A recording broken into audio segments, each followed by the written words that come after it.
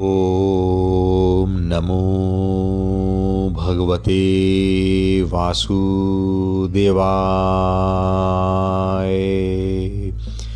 भागवत पुराण तृतीय स्कंद दूसरा अध्याय। उद्धव जी द्वारा भगवान की बाल लीलाओं का वर्णन। श्री सुखदेव जी कहते हैं, जब विदुर जी ने परम भक्त उद्धव से इस प्रकार उनके प्रियतम श्री कृष्ण से संबंध रखने वाली बातें पूछी, तब उन्हें अपने स्वामी का स्मरण हो आया और वे हृदय भर आने के कारण कुछ भी उत्तर न दे सके।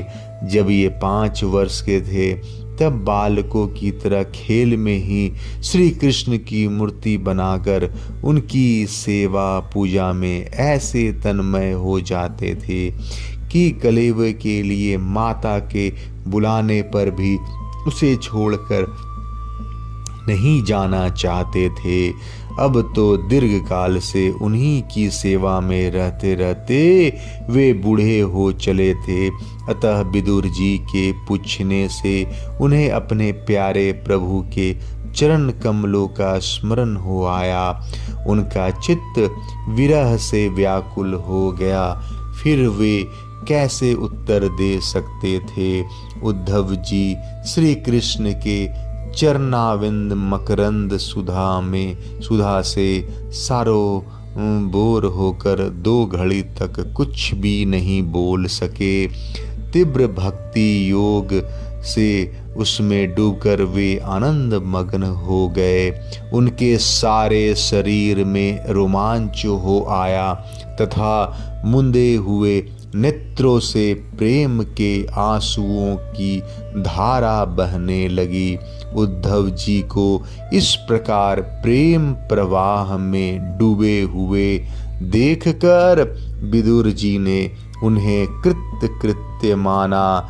कुछ समय बाद जब उद्धव जी भगवान के प्रेम धाम से उतरकर पुनः धीरे धीरे संसार में आए, तब अपने नेत्रों को पोंछकर भगवत लीलाओं का स्मरण हो आने से विस्मित हो विदुर जी से इस प्रकार कहने लगे।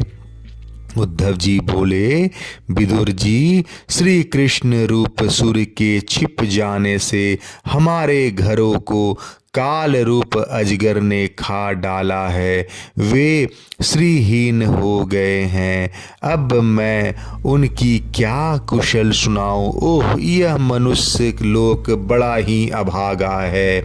इसमें भी यादव तो नितांत भाग्यहीन हैं, जिन्होंने निरंतर श्री कृष्ण के साथ रहते हुए भी उन्हें नहीं पहचाना।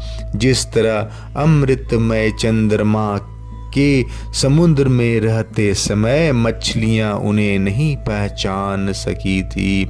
यादव लोग मन के भाव को ताड़ने वाले बड़े समझदार और भगवान के साथ एक ही स्थान में रहकर कीड़ा करने वाले थे, तो भी उन सब ने समस्त विश्व के आश्रय सर्वांतर्यामी श्री कृष्ण को एक श्रेष्ठ यादव ही समझा। किंतु भगवान की माया से मोहित इन यादवों और इनसे व्यर्थ का वैर ठानने वाले शिशुपाल आदि के अवहेलना और निंदा सूचक वाक्यों से भगवत प्राण महाअनुभव की बुद्धि भ्रम में नहीं पड़ती थी। जिन्होंने कभी तप नहीं किया, उन लोगों को भी इतने दिनों तक दर्शन देकर अब उनकी दर्शन लालसाओं को तृप्त किए बिना ही वे भगवान श्री कृष्ण अपने त्रिभुवन मोहन श्री विग्रह को छिपाकर अंतर ध्यान हो गए हैं। और इस प्रकार उन्होंने मानो उनके नेत्रों को ही छीन लिया है। भगवान ने अपनी योग माया का प्रभाव दिखाने के लिए मानव लीलाओं के योग्य जो दिव्य श्री विग्रह प्रकट किया था वह इतना सुंदर था कि उसे देखकर सारा जगत तो मोहित हो ही जाता था, वे स्वयं भी विस्मित हो जाते थे। सौभाग्य और सुंदरता की प्रकाष्ठा थी उस रूप में, उससे आभूषण अंगों के गहने भी विभूषित हो जाते थे। धर्मराज युधिष्ठिर के राजसू यज्ञ में जब भगवान के उस नैनाभिराम रूप पर लोगों की दृष्टि पड़ी थी, तब त्रिलोकी ने यही माना था कि मानव सृष्टि की रचना में विधाता की जितनी चतुराई है सब इस रूप में पूरी हो गई है। उनके प्रेम पूर्ण हास विनोद और लीलामय चित्तवन से सम्मानित होने पर ब्रज बालाओं की आंखें उन्हीं की ओर लग जाती थी और उनका चित्त भी ऐसे तल्लीन हो जाता था कि वे घर के काम धंधों को अधूरा ही छोड़कर जड़ पुतलियों की तरह खड़ी रह जाती थी।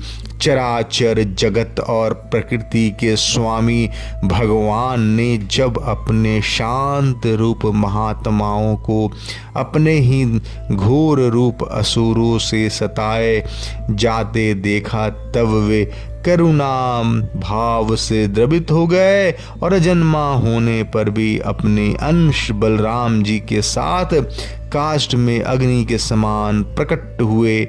अजन्मा होकर भी वसुदेव जी के यहाँ जन्म लेने की लीला करना, सबको अभय देने वाले होने पर भी मानो कंस के भय से ब्रज में जाकर छिप रहना और अनंत पराक्रमी होने पर भी कालियावन के सामने मथुरापुरी को छोड़कर भाग जाना। भगवान की ये लीलाएं याद आकर मुझे बेचैन कर डालती है। उन्होंने जो देवकी वसुदेव की चरण वंदना करके कहा था, पिताजी माताजी, कंस का बड़ा भय रहने के कारण मुझसे आपकी कोई सेवा न बन सकी। आप मेरा इस अपराध पर ध्यान न देकर मुझ पर प्रसन्न हो। श्री कृष्ण की ये बातें जब याद आती है तब आज भी मेरा चित्त अत्यंत व्यथित हो जाता है। जिन्होंने काल रूप अपने भ्रुकुटी विलास से ही पृथ्वी का सारा भार उतार दिया था, उन श्री कृष्ण के पाद पद पराग का सेवन करने वाला ऐसा कौन पुरुष है जो उसे भूल सके। आप लोग ने राजसू यज्ञ में प्रत्यक्ष ही देखा था कि श्री कृष्ण से द्वेष करने वाले शिशुपाल को वह सिद्ध मिल गई जिसके बड़े बड़े योगी भली भांति योग साधना करके स्पृहा करते रहते हैं। उनका विरह भला कौन सह सकता है। शिशुपाल ही के ही समान महाभारत युद्ध में जिन दूसरे योद्धाओं ने अपनी आंखों से भगवान श्री कृष्ण के नैनाभिराम मुख कमल का मकरंद किया, वे पवित्र होकर सब के सब भगवान के परम धाम को प्राप्त हो गए। स्वयं भगवान श्री कृष्ण तीनों लोकों के अधीश्वर हैं, उनके समान भी कोई नहीं है, उनसे बढ़कर तो कौन होगा। वे अपने स्वतः सिद्ध ऐश्वर्य से ही सर्वदा पूर्ण काम है। इंद्रादि असंख्य लोक पालगण नाना प्रकार की भेंटे ला कर उनके चरणों में रख दिया। इंद्रादि असंख्य लोकपाल नाना प्रकार की भेंटें ला कर अपने अपने मुकुटों के अग्रभाग से उनके चरण रखने की चौकी को प्रणाम किया करते हैं। विदुर जी वही भगवान श्री कृष्ण राज सिंहासन पर बैठे हुए उग्रसेन के सामने खड़े होकर निवेदन करते थे, देव हमारी प्रार्थना सुनिए।